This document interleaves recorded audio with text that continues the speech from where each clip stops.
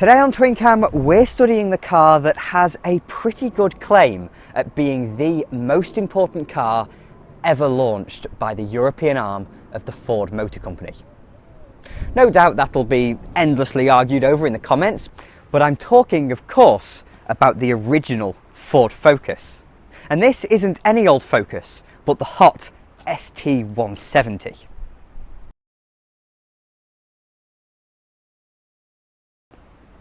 Before we begin, this car is currently for sale at Stockley Classics, so if you fancy a bit of retro Ford hot hatch action, then please do follow the link in the description. The 1980s and 1990s were not all sunshine and roses for Ford. If the 1970s saw them assert their dominance over the British market, the 80s saw Vauxhall push them to the wall. And the latter half of that decade and the majority of the 90s saw them start to be hopelessly outclassed. The huge Granada and Scorpio ranges were left behind by the premium marques of BMW and Mercedes-Benz. The Cortina and Sierra were overtaken by the much more modern Vauxhall Cavalier, with the Mondeo coming not a moment too soon in 1992. The little Fiesta continued to sell exceptionally well, but it was never the cream of the Super Mini crop, that title being taken by Peugeot. But Ford's biggest disaster was in the family car market. The Escort was a name steeped in history and pedigree, but as the 80s progressed it was lagging behind, and when the Mark V was launched in 1990, it became a joke. Not in terms of sales, as Ford still somehow managed to shift tons of them, but it didn't impress anyone. The Mark V Escort was bland, unrefined, and didn't drive particularly well. It's amazing in the circumstances that the final generation of Escort lasted for 8 years as Ford's primary family car offering. And in that time the car did improve quite dramatically, through dozens of alterations and 2 facelifts. But it still wasn't close to some of the best in the business, like the Peugeot 306. In fact, Ford's European market share collapsed by 25% in the late 90s. This is why the Escort's replacement had to absolutely knock the ball out of the park. And my God, did they achieve that. It is impossible for us to overstate the importance of this car to the history of both the Ford Motor Company and of the family car market. It blew this segment into another dimension and propelled Ford back towards being a manufacturer that made cars that people actively sought out. It's easy for us to forget this, as so many of these cars still remain on every street corner in the UK. But as the Focus is nearing its 25th anniversary, it's time for us to remind ourselves why this car was such a pivotal moment in history. And the most obvious point is the styling. The last Escort was an incredibly anonymous looking car. It was frumpy and had zero identity, almost to the point of ugliness, as some serious thought must have gone into making that car so bland. But the Focus teems with character in its design, and that's all down to Ford's New Edge design language.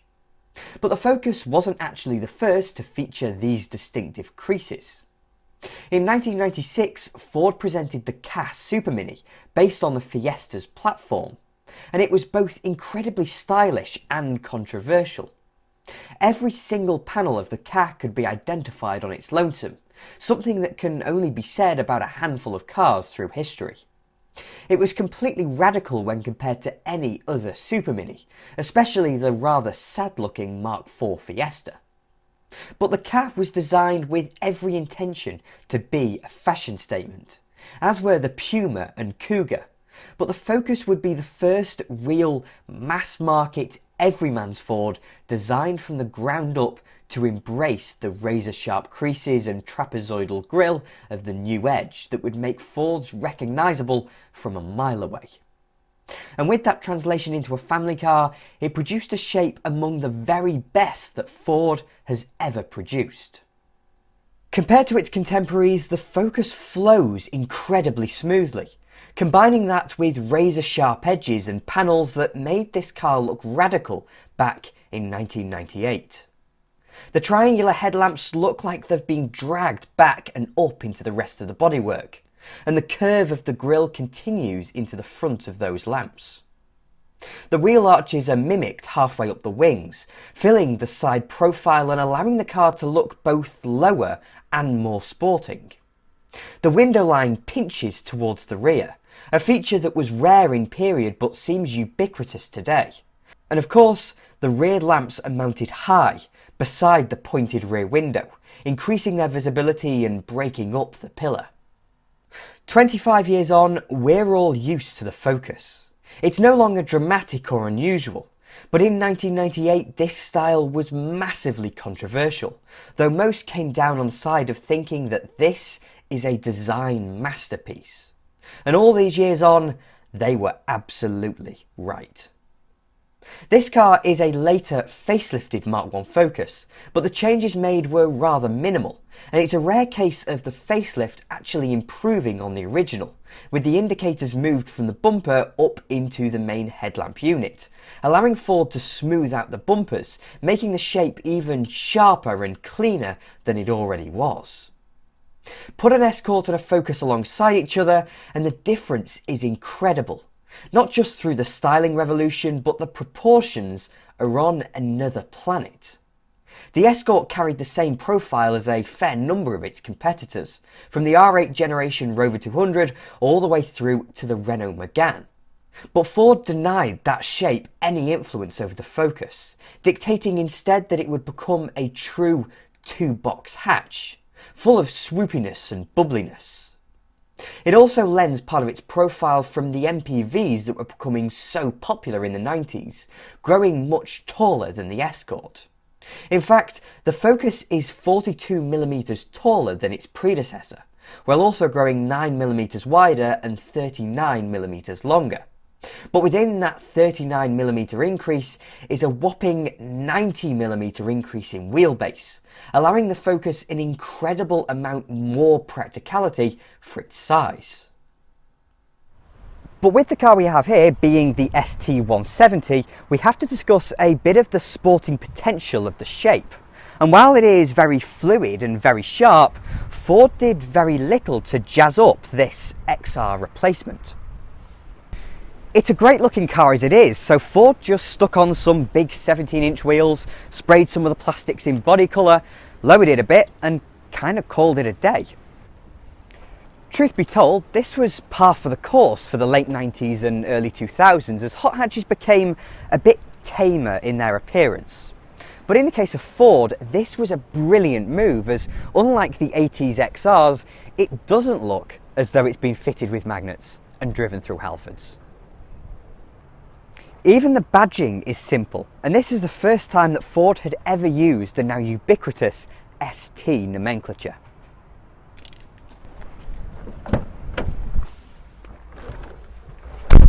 The interior is very much along those same lines of mad triangular design and relatively few ST add-ons. Certainly none that repulse me anyway.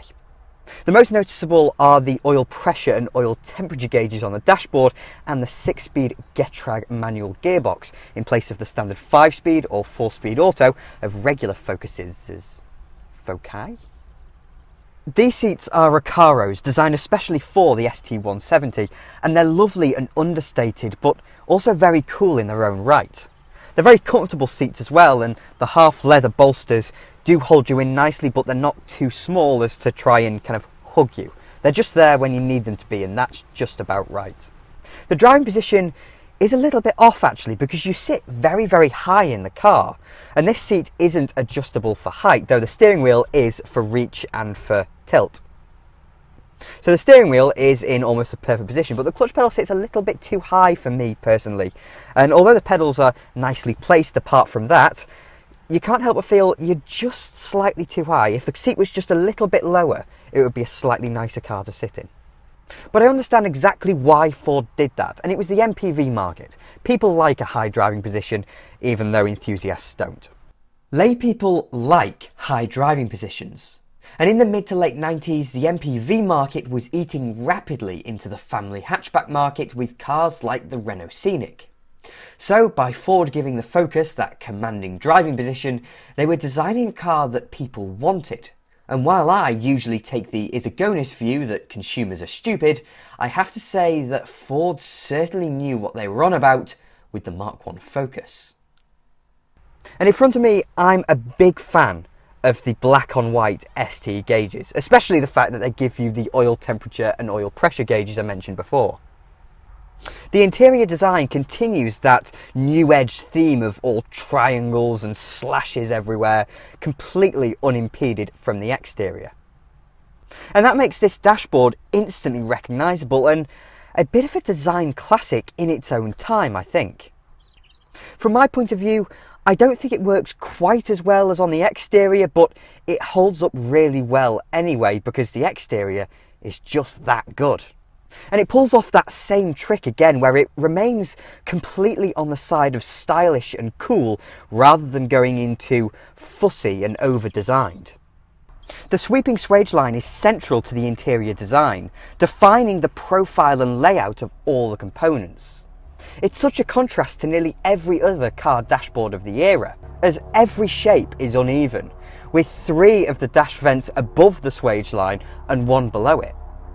This all works to make the dashboard one continuous flowing piece of plastic, integrating things like the instrument cluster into the sweeping shape. But within the mad shapes, all the controls are very sensibly laid out. It's also a very practical interior, with a big glove box, a shelf below the steering wheel, 3 cup holders, a little extra shelf down here, and quite big door bins as well. As I said a second ago, it's stylish and cool, but incredibly sensibly designed exactly where you need it to be. And that is part of why a car like this can be so incredibly successful.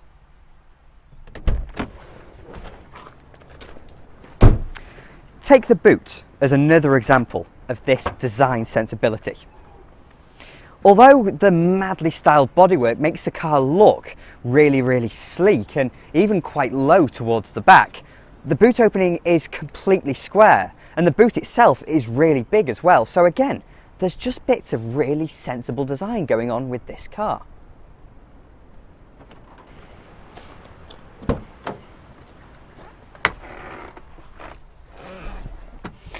What having a big boot does mean is that you get ever so slightly less space in the back, and I'm only just right here sat behind myself. I wouldn't really want to have any less room. But then again, I have adjusted the seat quite far back to try and compensate a little bit for the high driving position. The seat backs are nicely scalloped, you get a little mat pocket in them, and there's plenty of space to put your feet underneath the seat. So it's not a bad place to be here, especially when you consider that despite the swooping rear window line, the windows are actually very deep, so there's a good view out. The windows aren't tinted as well, which means a better view out, and you even get an absolutely huge cubbyhole to put stuff in. So even though this is a 3-door Focus, I wouldn't be complaining at the fact that I don't have my own door. But the styling and practicality are not why the Focus is so well remembered. Yes, this stuff is important to consumers and it made the Focus very attractive. But to the automotive world, the Focus is best remembered for its driving characteristics. The front end is suspended on your bog standard run-of-the-mill McPherson struts. But the talking point is down at the back, as Ford introduced what they termed control blade suspension, otherwise known as a multi-link independent setup. This was the first Ford of this size to use such a system in a sea of competitors, almost always using some form of torsion beam. The reason for this was packaging and price, as an independent setup usually took up a lot of space. For example, a double wishbone setup required a big upper arm, reducing boot space, and a multi-link setup required locating rods and ball joints that cost more, and most manufacturers decided that this just wasn't worth it. But Ford, under the guidance of Richard Parry Jones, decided that the Focus deserved that extra dose of body control, steering accuracy and refinement that a multi-link system promised.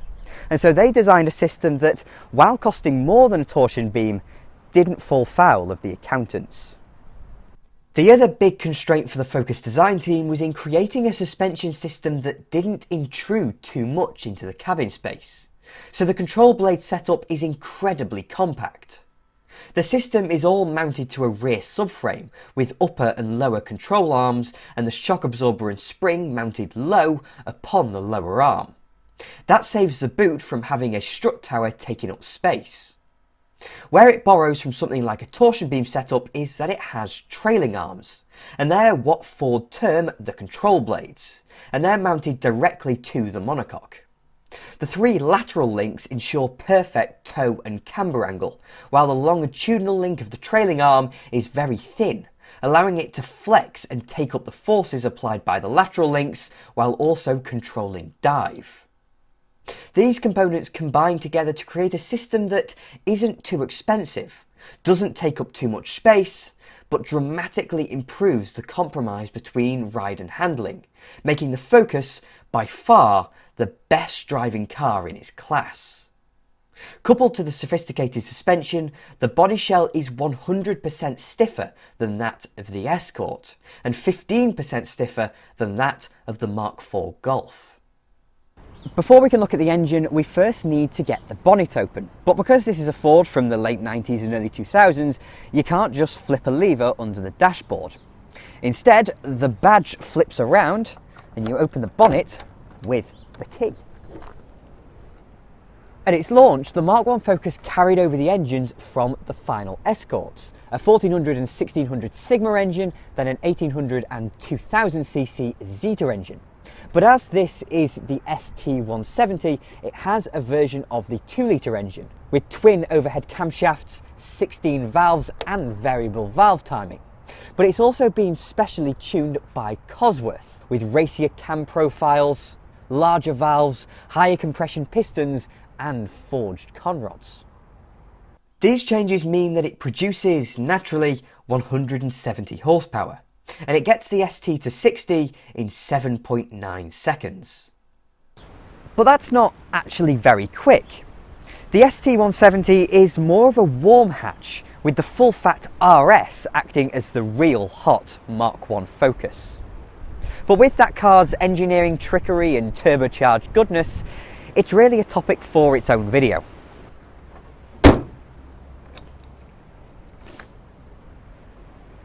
The Focus wasn't just a vast improvement over the last Escort. It was a revolution in the design of family cars, stylistically, proportionally, engineering-wise, and in terms of hitting on the head exactly what the family car buyer wanted in the late 1990s. In fact, it became both European and North American Car of the Year, and eventually became the most popular car in the world in every year it was in full production. Then there's the other thing. This is probably the next people's classic. So common, so brilliant and so influential, and with a blue oval on the nose. So if Escort XR3s are already worth 15 to 20 grand for a really nice one, then it should only be 3.5 weeks before these are worth double that. On that note, thank you very much for watching. As I mentioned earlier, this car is for sale at Stockley Classics, so if you'd like a little bit of retro Ford hot hatch in your life, then please do follow the link in the description. If you enjoyed the video, then please do click like and subscribe to TwinCam as well. I'm forever indebted to my wonderful Patreon supporters, so if you'd like to support me that way, then please do follow the link for that in the description. And I'll have more videos coming along soon.